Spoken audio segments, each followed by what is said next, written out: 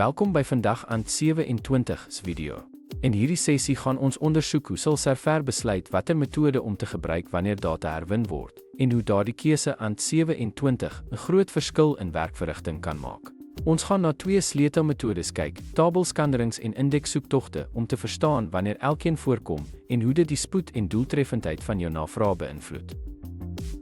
ANT 39, 'n tabelskandering vind plaas wanneer Server elke ry in ANT 39, 'n tabel lees om die vereiste data te vind. Dit gebeur gewoonlik wanneer geen geskikte indeks bestaan nie of wanneer die navraagvoorwaardes nie selektief genoeg is nie.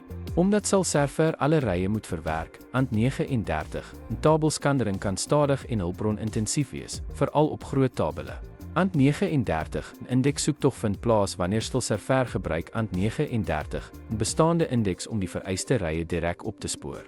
Dit navigeer deur die beboomstruktuur om vinnig toegang tot spesifieke data te verkry, wat dit baie vinniger en doeltreffender maak as ANT 39, 'n tabelskandering, veral wanneer daar op geïndekseerde kolomme gefiltreer word.